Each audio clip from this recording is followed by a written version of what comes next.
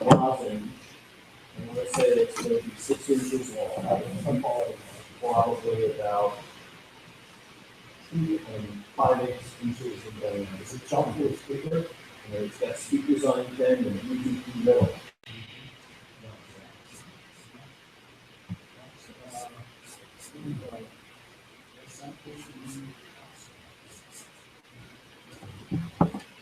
Yeah, you didn't think that it's going to buy anything high electronics. Awesome, I remember that. Okay, we are live, but we don't have. Please don't say that.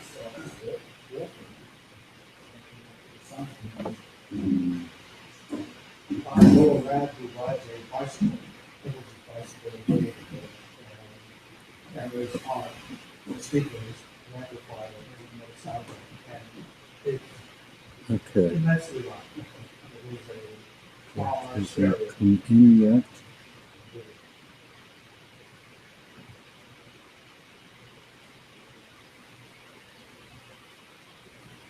You have the 10 farad capacitors to speed up the use. of the batteries, so that the peak demand, if it has the peak demand on the amplifier. I just think if you were a big car back, and also more juice for the youth. But That's another thing you can go try and buy these huge value capacitors. 15-volt, 10 farad. yeah, a Farad used to take a lot. I take a real, Well, fair. I provide you with that. Oh, fair, passive.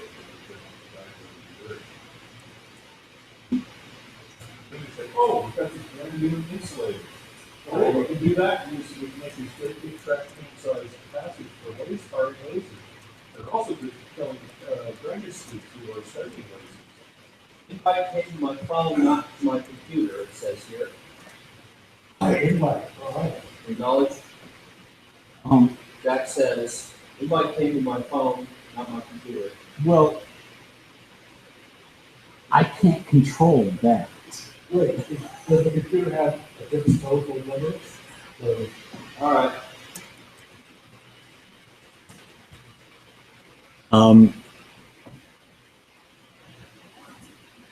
It should have come to his computer too. His phone got it first. well, go answer the phone next time, and let's see if we can figure it out.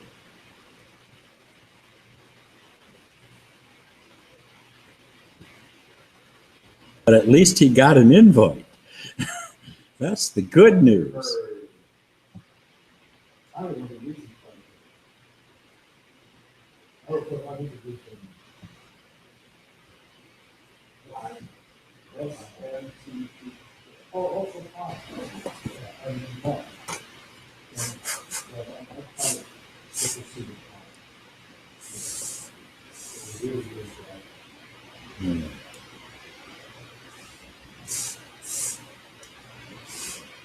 That's not good. Okay, so this is not going to work.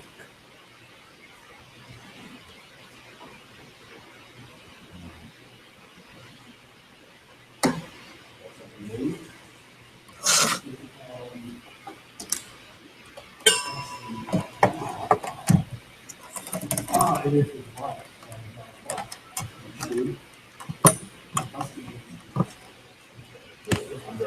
I can see it from here. Send it to Jacques Villeguer. De la Guerre.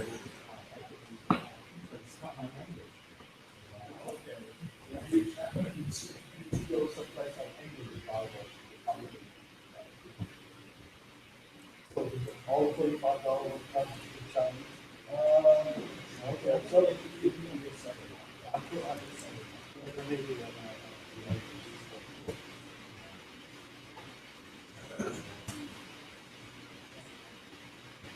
set the place on fire, and before we get online, we can tell it goes down. And the whole fire goes down.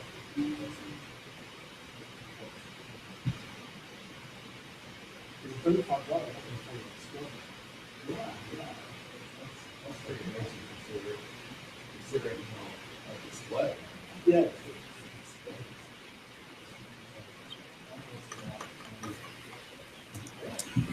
Now do Facebook. Hello.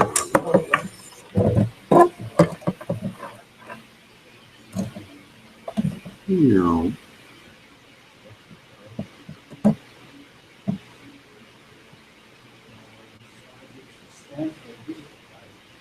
No. The Stanford visitor requires no name and password. But the Stanford, it's much cooler. Okay, if you use Stanford, you have to use the Stanford visitor. You don't have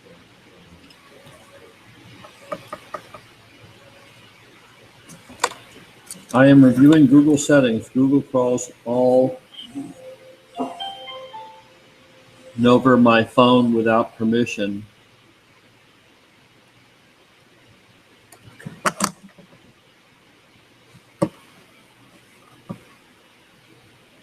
The settings does what to them? Apparently. Try again. I removed the phone as a device.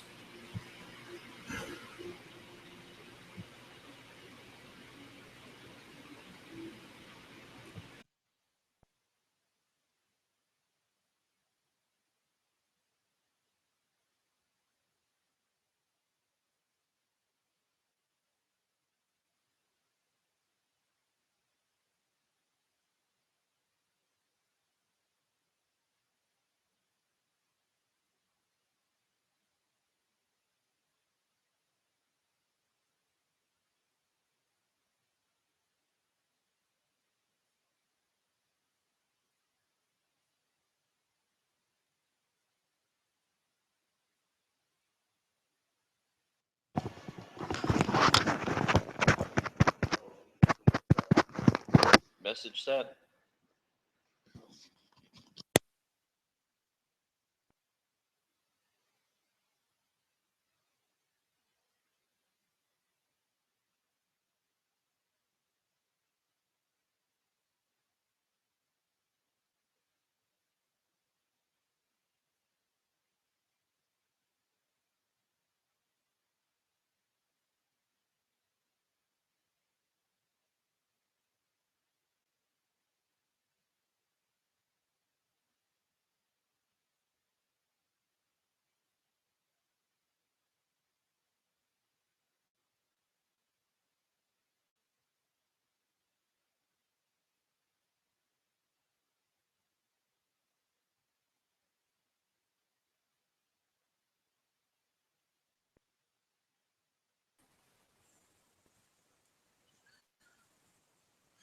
Okay, good Lord.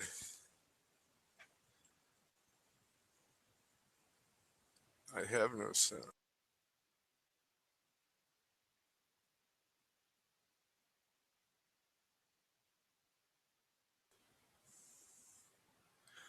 I don't hear anything.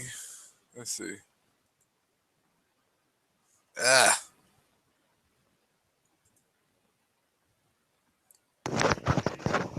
Can you hear us now? Yeah, I don't know if my... Is my mic working? Your mic is working. Ours is now too. Okay. I suppose we have to talk to you too. That's right. Now,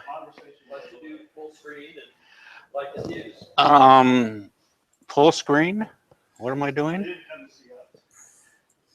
Yeah, let me see. Do I need to go full screen here?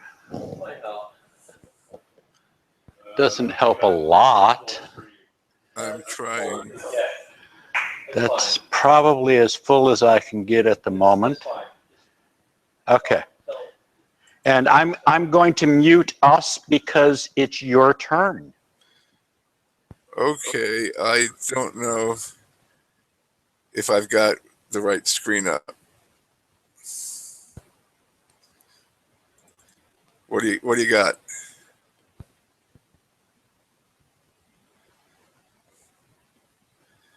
Can you turn your mic a second and talk to me? I'm not sure what I'm showing you. You there? There's unmute. I have to Okay. do it. I have to click the right button. Okay. Do you have a full screen slide? We do you- have as much of a full screen as we get, Says next slide as well. which has current slide and next slide. Oh, well, that's not what I wanted to share. Let me see if I can figure it out better. Let's see here. Screen share.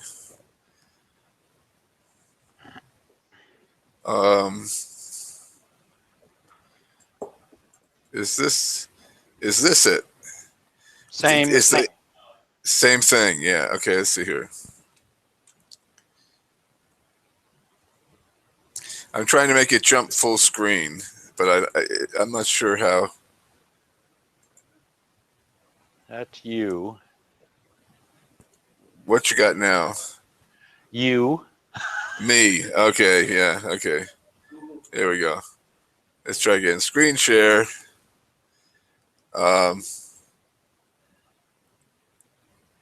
And then it's just a task of choosing which one. Yeah. Well, I've got a full screen setting on this thing, but it doesn't seem to work. Okay. Well, this will work. This will work. Okay, so here's the current slide. Meditations on Quantum Computing 2015. Okay. I love this picture. A friend of mine found this, and it looks just like me when I was in my 50s, but it isn't me, but it is me. It's kind of strange.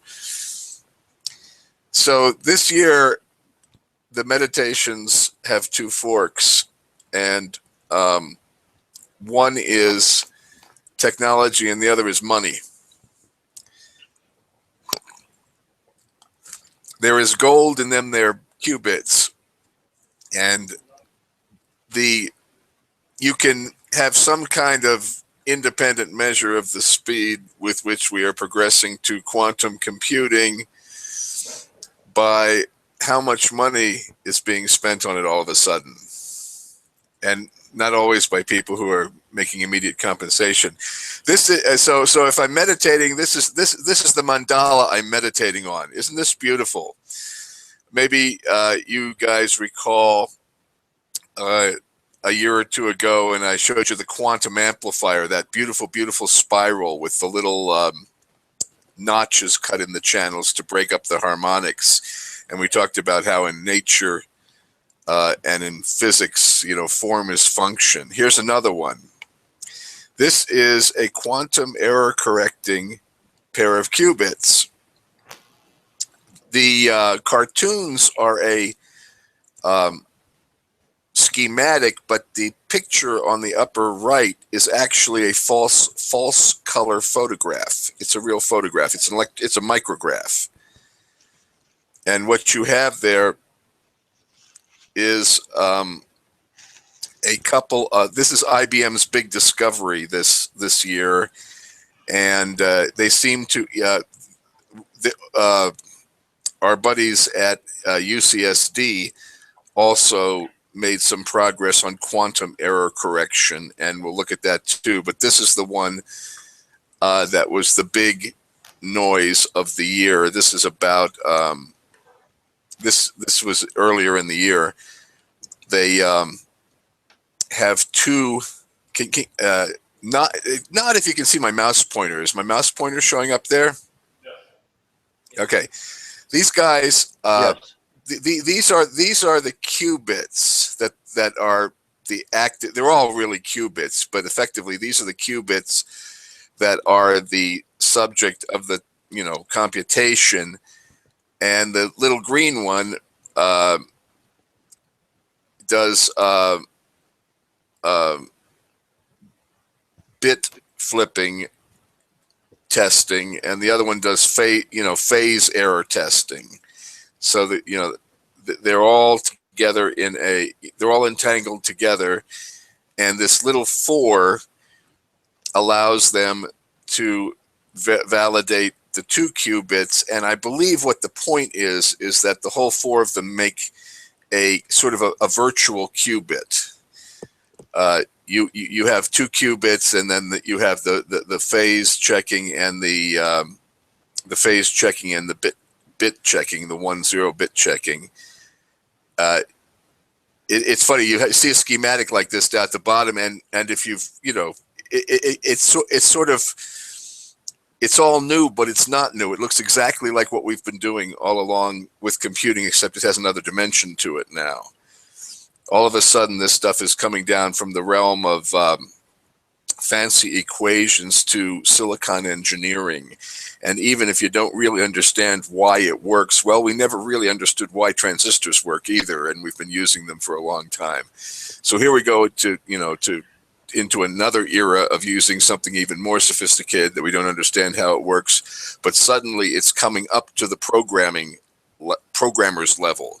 You can see you don't entirely have to be a physicist to see what's going on here. If you look at this diagram, it's pretty obvious what's going on. We're talking about, phase correction and bit flip correction. Doesn't really, so this is from their article. There are a lot of things that are necessary for quantum computing to be real, to be used in the lab. And the one they've been working on this year, and they were making progress both at the Martinez group at UCSD and at IBM back east, is on the error correction problem. You have to be able to tell, we all remember I remember, DOS computers as late as the late 1980s, that, electromagnetic fields in the room would cause them to have bit errors. Well, you can imagine what happens when you're computing with atoms. So you have to know when a computation has to be repeated or something like that. This would all, in theory, this would all be happening automatically, sort of like CRC checks in early mainframes and early PC memory. You have a bunch of hardware, including multiple qubits, and it all goes together to form a virtual qubit in the computation. It's just wonderful how this is turning into engineering now. And so if you click this article, there's an extensive, there's a beautiful, beautiful PDF for free that explains exactly how all that stuff works that I was showing you there on the previous page.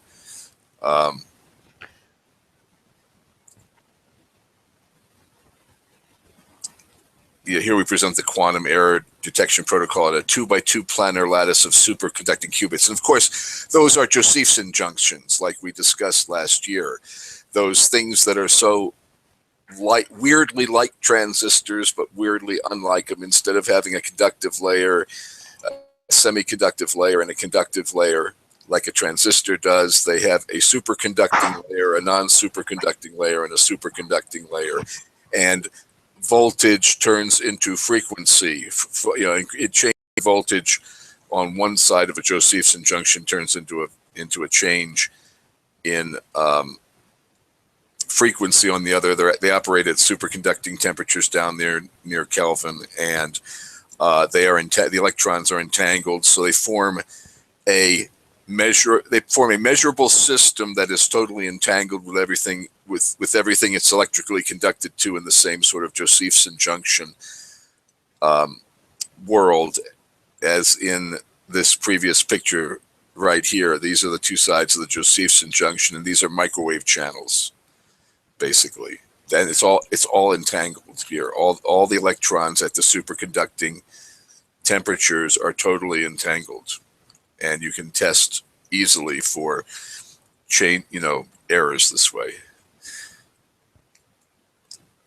because the equation that describes one electron should be the same for all at superconducting temperatures. That's the nature of that thing. But now it's hitting the popular press. And this is fascinating. A couple years ago, we saw, 2014, it popped up in Time magazine, but now it's in the Atlantic Monthly. This is a line from the article. Engineers at IBM and Google claim they're closer than ever to making computers that could process data in days that would take millions of years to flow through today's machines. Sensationally, says the Atlantic Monthly. Market research media, quantum computing market, 26 billion in 2015 to 2020, and that's all just R&D still. They're not even, a couple are getting sold, a couple of, always obviously to somebody like Google or the government.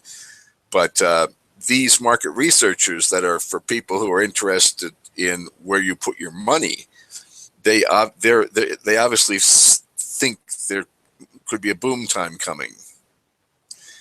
The rapidly evolving market is one of the most active R&D fields, attracting substantial government funding, that great driver of the economy these days, that supports research groups at internationally leading academic institutions, national laboratories, and major industrial research centers. Government's major driving force behind investments in quantum computing R&D, fiercely competing for what is perceived as the most promising technology. The world's largest government IT defense contractors are following. So if your money is on, stock for the defense contractors, that's what they say they're going to be doing with it. Here's the Martinez group. We discussed Dr. John Martinez, and as you may remember, I described him as, of the people I got to interview back in the Dr. Dobbs talking about quantum computing days, Martinez was the biggest engineering head. He understood the physics and he could do the Hamiltonian equations, but what he was really about was turning this into silicon and fabbing this stuff. And so they too have a chip that does error correction. I have not read as much in detail as I did with the IBM stuff, so I can't really explain this chip to you. But they too have made progress in error correction. It's all along the same lines, that I think the basic concept is that if you take multiple, what they were using as qubits and use them in some kind of matrix, or I think that's really the IBM's innovation, is that they made it a matrix, whereas so far that I think what they were doing and I could be wrong on this, but I think what they were doing at the Martinez group is that they were linear, and IBM fabbed this into a matrix that made their progress. But I could be I probably am vastly oversimplifying what's happened, but they both claim to have made a great deal of progress in this. IBM's claiming that their chip does very, very well in tests, and Martinez Group's stuff didn't sound quite so enthusiastic about what they had actually achieved. They just felt they were going in a promising direction. But again, these are only their public press releases, and the Martinez Group, being academic, is very sensitive to pre-publication because their publications are for sale, whereas IBM, kind of lets theirs go for free because they're effectively public relations. So they may be, holding back a little bit for the next publication because that's part of how they fund themselves. Okay, IBM's got funding from, remember DARPA that came up with the internet? Well, IARPA is helping fund quantum computing research, moving beyond theory and experimentation to include engineering and applications. And they are trying applications, and we will look at that in a second. And that's from the Register. And again, the link is there in the bottom, and I guess we'll make this this presentation available so you can click on all the nice links when you get a chance. Intel is going to invest $50 million at the Delft University of Technology to try to advance quantum computing. So Intel is spending money on it, them being the biggest fabbers in the world. IBM has a very nice TED Talk video that is kind of gee whiz, wow, and isn't this cool, with beautiful color pictures. And what I enjoy about that is that it shows how serious IBM takes it, and IBM rarely puts a lot of publicity into something that they don't feel that they're going to be marketing fairly soon. They do a certain amount of bragging about, they had their little Atom Man who did a dance. They made a cartoon out of atoms that did a little dance for you, and that was just for fun. But this is the kind of talk they give when you see that they are anticipating within the next 5 to 10 years a revenue stream coming from this. Okay, and good old Microsoft, not to be left out. Station Q, which is, you know, somehow they were going down a slightly different path a few years ago. They were into the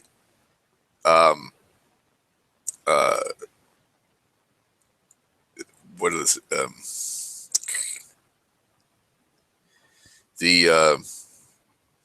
geez, this stuff boggles my mind sometimes. I have to go back and think about it. The braiding, the braiding of in Einstein-Bose condensates they were looking at, and they were going really kind of way out there in stuff. So I don't know what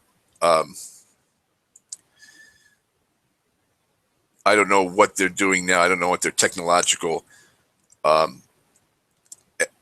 whether they've moved on beyond adiabatic quantum computing, and if they're just on board with the way it's going with fab Josephson junctions. But Microsoft, you know, is a big bag of money that stands there ready to participate, and they continually are releasing press releases indicating their continued attention to quantum systems, though I see a lot less papers from them that tell what they're actually looking at. So they may be making advances in, you know, and keeping their business to themselves until they see how they're going to make some money on it. But still, there's a steady stream of discussion of it in both the technical press and in the popular press.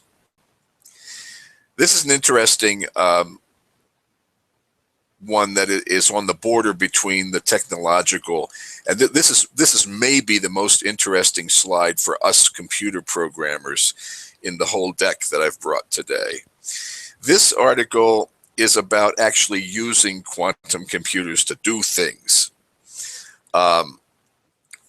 This is a picture of graph isomorphism, and it's a mathematical representation of a common type of problem, which is that there are connections between things, and how long does it take a computer to recognize that they are effectively the same map just folded into each other. This has application from creation of proteins to network topology to a possible solution for the game of chess. And this breakthrough in complexity theory is very much tied to solution speeds on conventional computing versus the solution speed for this kind of problem on a quantum computer. And there's no comparison.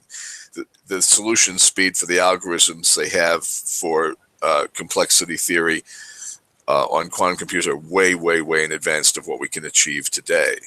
So this is sort of like if you're at a construction site and you look through a peephole and you saw them building something. This is a peephole into what the world of quantum computing will be for programmers and the kinds of problems they will be solving at first that are intractable in real time for systems of moderate complexity are already intractable on conventional computing hardware, but will be very, very tractable as soon as they have something like 100 qubit quantum computer. They will be instantaneously solvable, as opposed to requiring months of supercomputer computation now.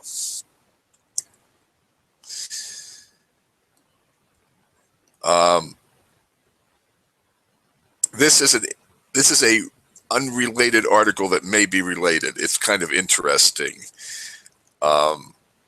Diffie-Hellman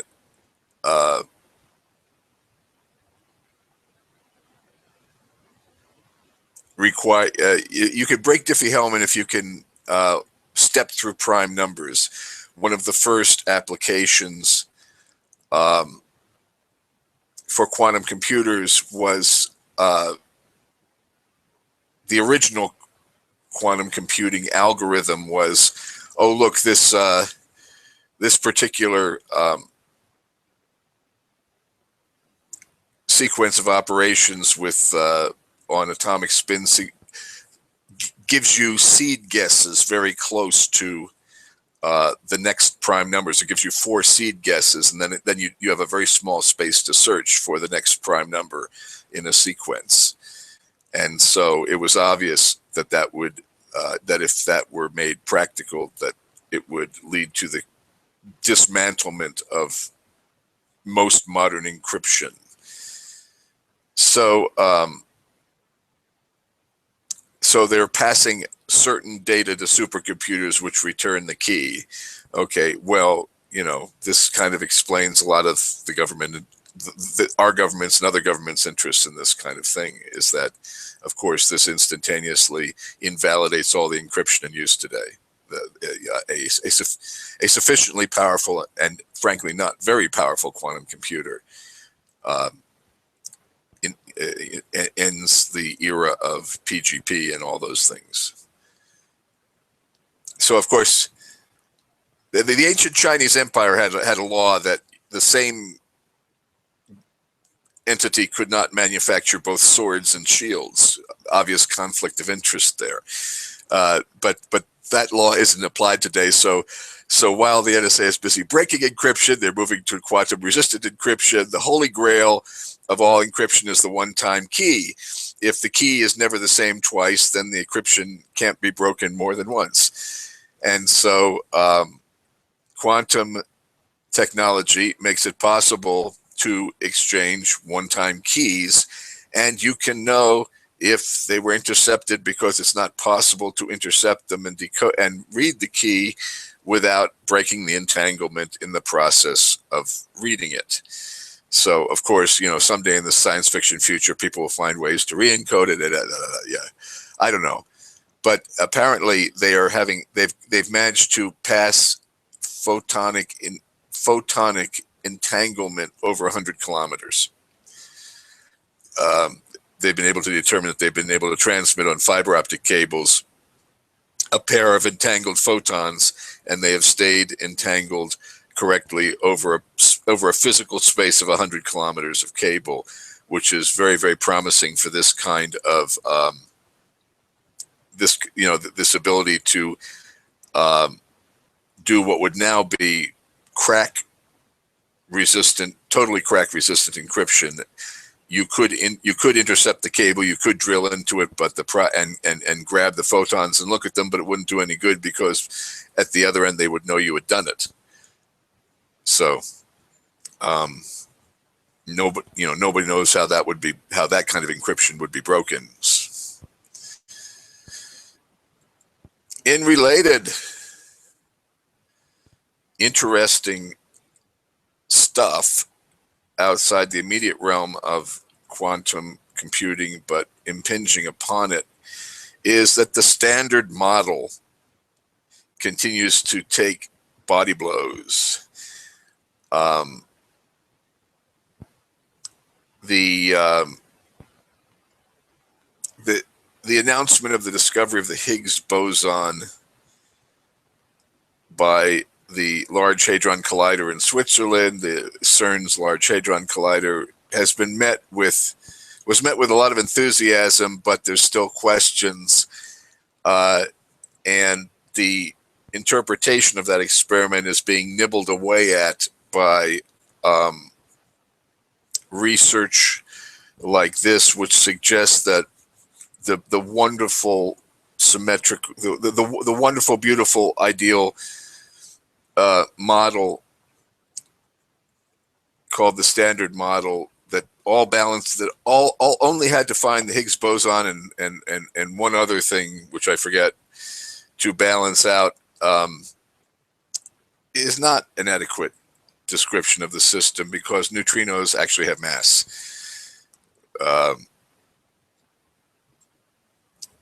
So the Standard Model continues to take hits. I think it's obvious. There's other people much better educated in this subject than I do that think it is fairly obvious that what we've been looking at in studying the subatomic world is disturbances of yet another medium, which is an ambient medium that we cannot perceive, that things we call protons and neutrons and stuff like that are disturbances of that ambient medium. And I wait for that to become the conventional view.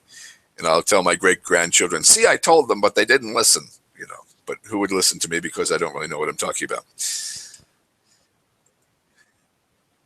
This is very interesting. Again, this is the ability to isolate and confine electromagnetic fields themselves. Of course, electromagnetic fields have been used to confine other things. The classic discussion of whether fusion power is possible has involved using magnetic fields to bottle, magnetic bottles, to bottle fusion reactions. But quantum physics is well beyond that now, into confining magnetic fields themselves, and that is of interest in quantum computing, because while error correction was the holy grail this year for CPU construction, because how can you construct a qubit how can you use a qubit if you can't do error correction on it? Another element of quantum computing, which we have discussed before, which is necessary for quantum computing to become a going proposition as an engineering proposition, is how do you store intermediate results, because you can't break a quantum computing computation. If you have a computation that has intermediate results and has to be resumed, the intermediate results have to be stored without entanglement being lost, et cetera, et cetera. And one advance that we discussed last year into that was the ability to trap entangled photons inside a crystal and then let them resume their path at the speed of light simply by changing the electric field on the crystal. Other mediums of storing quantum information without losing entanglement have involved electron gases. And now there's the ability in a plasmonic near field, they can actually contain magnetic fields and change their shape, and you can see how that would be applicable. Obviously, this is something that happens in the entangled world, and if you could obviously indicate ones and zeros some way this way. So probably next year or the year after that, the big advances we're going to be reading about is going to be quantum RAM, which will use one of these technologies or something else they haven't come up with yet. But I find this interesting in this particular article in Nature to be indicative of the kinds of approaches that might be used to forming quantum RAM. So, and now, before we leave, we ought to revisit our old friend D-Wave. You might remember that D-Wave there was some question as to whether D-Wave had actually created a quantum computer. And the scientific conclusion of Google, as blogged by Hartmut Nevin, the director of engineering on that project, is that yes, they built a quantum computer. It had an awful lot of what was happening. That it was a very simple, as John Martinez said, sort of like analogous to the University of Chicago analog computer era that preceded the digital binary computing era of the 1940s. University of Chicago was doing, analog computers back in the 1930s. And so D-Wave was making sort of an error uncorrected.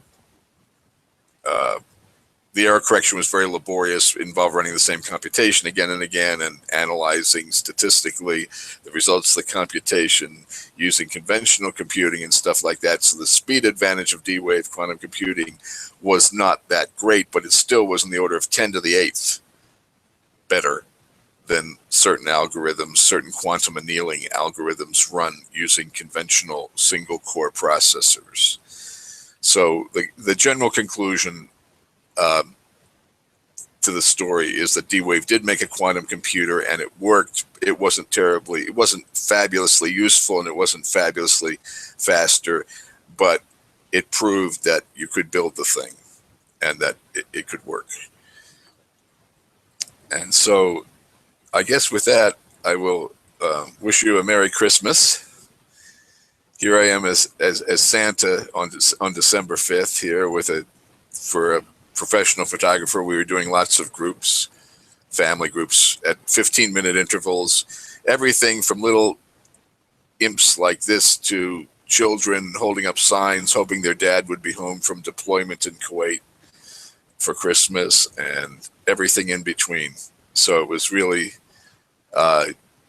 interesting experience and offers a certain amount of compensation and gratification for reaching the advanced stage I'm currently reaching. So thank you for listening. That's my report on the status of quantum computing. I hope I hope there was some coherence to my description, and that I was not totally decoherent and incoherent in my explanations. You did great, Jack. Thank you very much. Any questions? I noticed, Dennis! You spoke of quantum RAM. Because the qubits. Let's see. Quantum RAM is going to be really, really a really large entity, to have any, useful amount of storage. Is that the kind of idea? Have you heard of how big these quantum RAMs will be? Well, they'll be, the size of photons, basically. I mean, what the engineering required to do it is currently unclear. But obvious, there's a couple things that are obvious. So I liked the electron gas story that I'd heard back in 2007 or 2008 from a fellow in England. I wrote it. There's an article somewhere in Dr. Dobbs' archives online about this interview with a fellow in England who was working on this. That basically, if you have a pair of entangled electrons, a pair of entangled photons, and you bombard, a pair of entangled electrons with the photons sort of cease to exist and then resume existence and bubble back out of the electrons and continue their journey as entangled photons. But there's a time delay involved in this. And the time delay would be sort of analogous to the refresh cycle for DRAM. DRAM has a very similar phenomenon where you have to kind of give it a little charge, kind of read it to itself every few milliseconds to keep it alive. And so any kind of quantum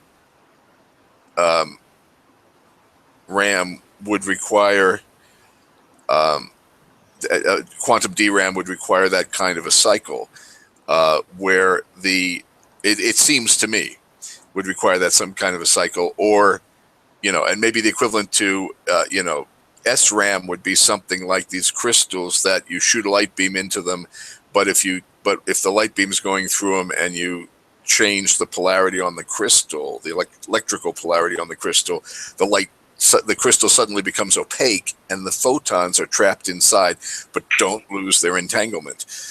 So obviously these are going to be devices where the actual memory storage is beyond microscopic. It's infinitesimal in every sense of that word, but the engineering equipment required to implement it may be of substantial size. However, when you look at the qubits are already very, very small because they are using the same technology. They're using the same fabs to build these things. You etch a Josephson junction much the way you make a regular CPU. You just use different materials, but the materials are in the same periodic table families as the ones you're using for etching on silicon, so it's not really that difficult. So they're already using the same technology to build the chips. So I imagine that there's not going to be the long walk to smaller and smaller devices that we experienced in our lifetimes, because they're already going to start pretty small, because they already have that kind of technology of microscopic silicon lithography down pat. Okay, yeah, that sounds reasonable. You did bring up the idea of the electronic gas. And I just realized you come in with a set of entangled photons that interact with a set of entangled electrons. Okay, there you can say you can basically transfer the state from the photons into the electrons.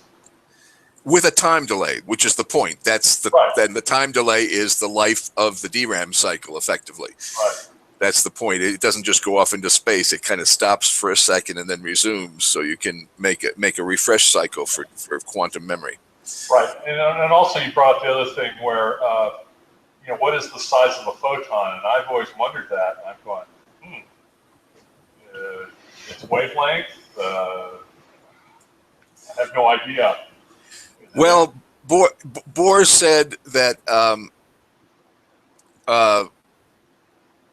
visualization doesn't help, and maybe that was his. He said maybe visualization doesn't help anymore, and that's the unsatisfactory side of quantum computing. So, but apparently, if you want to conceive of it, photons are somewhat smaller than electrons, but they're on the same scale. If you want to visualize them as golf balls, Well, if you drill a hole in something and you can fit a photon through it, then that's the size of the photon. Well, that's not necessarily true, because these things are like Casper the Friendly Ghost. They don't, they fit through keyholes, and they resume as if it had not happened. Is kind of the way it is. There's an aspect of that, that you look at the little the virtual photons they create with microwave devices and stuff like that. It's Yes, but if it can fit through a hole of no size, like Casper, then it itself has no size. The term becomes meaningless. Totally. The idea to me that this stuff is disturbances in an ambient medium. I've been reading articles from astrophysics lately where their latest research, they're beginning to understand, they think, or beginning, not understand, but they're beginning to guess at what happens when galaxies collide. And the transfers that take place of energy, mass, and magnetic and rotational moment and stuff like that. And I suspect that if we could get down there and squint at these things in real life, which we can't do, we would find it was a very similar kind of process. We're looking at huge. When we talk about an electron, we're talking about something that's probably infinitely complex in a subconstituent fashion.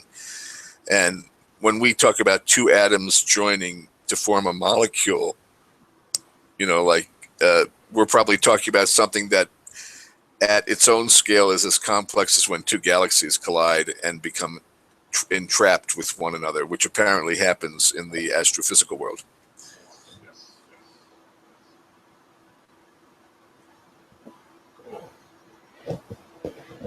Anything else?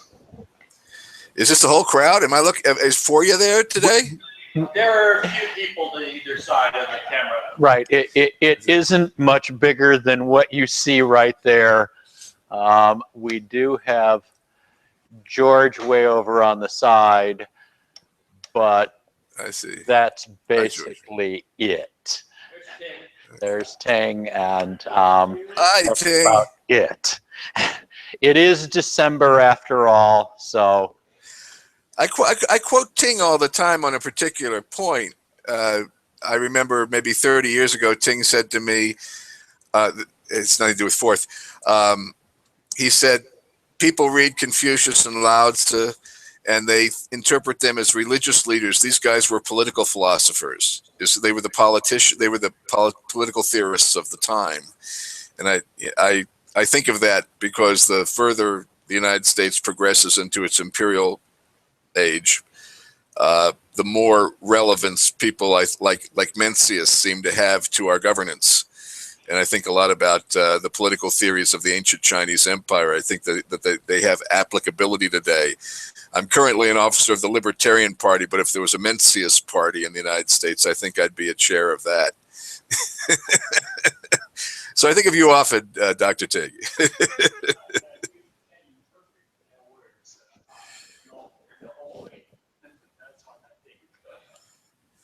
were 5 viewers on the internet in addition to the 6 viewers here. Right. Oh, good. Oh, good. I'm glad people are enjoying it. I think it's fascinating, and personally, I'm just wondering if there's going to be anything like board games after they come up with quantum computing. I'm certain that somebody's going to solve chess completely with a quantum computer. So. Yeah. Got a good solid minion, I'm told.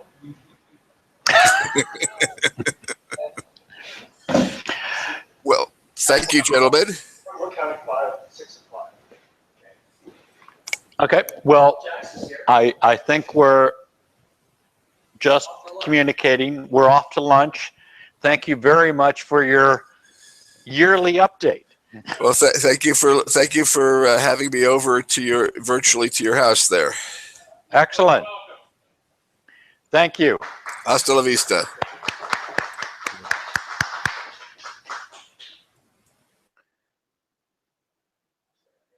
And he went away, and we're done.